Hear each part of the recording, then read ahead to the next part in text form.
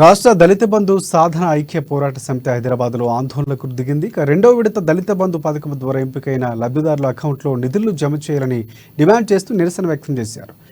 జిల్లా కలెక్టర్ల పర్యవేక్షణలో రాష్ట్ర వ్యాప్తంగా ఎంపికైన తమకు ఇప్పటి వరకు దళిత బంధు అందలేదన్నారు. తక్షణమే అకౌంట్లో దళిత బంధు జమ చేసే విధంగా కాంగ్రెస్ ప్రభుత్వం ఉత్తర్వులు జారీ చేయాలని డిమాండ్ చేశారు.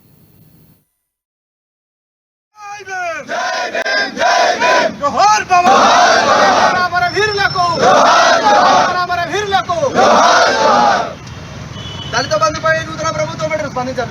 ప్రభుత్వం వెంటనే శాంతియుతంగా ఎక్కడ అంబేద్కర్ గారు ఉంటే వారి దగ్గర ఈ యొక్క దీక్ష చేసుకుంటూ శాంతియుత దీక్ష చేసుకుంటూ వస్తున్నాం.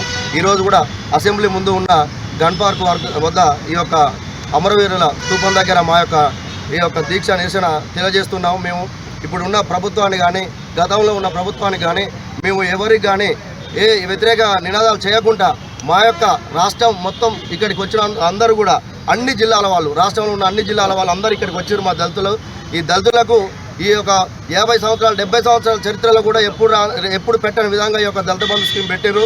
మేము చాలా గర్వించినాం.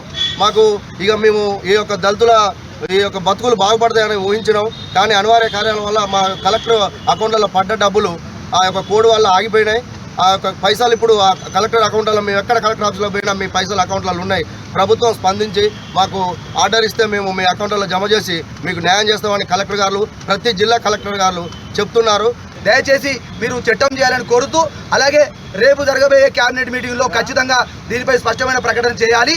లేకపోతే రాబోయే పార్లమెంట్ ఎన్నికల సాక్షిగా మేము రాష్ట్ర వ్యాప్తంగా దీనిని మేము సిద్ధం చేసుకుంటాం. కార్యాచరణను అవసరం అనుకుంటే రాష్ట్ర వ్యాప్తంగా ఉన్నటువంటి దళిత బంధు లబ్ధిదారులందరం పార్లమెంటు ఎన్నికల్లో బరిలో ఉంటాం.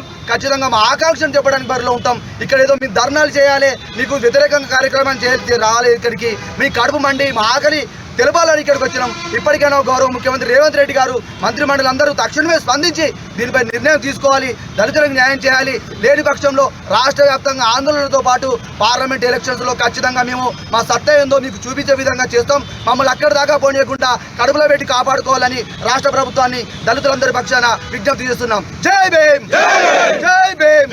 శాంతియుతంగా ఎక్కడ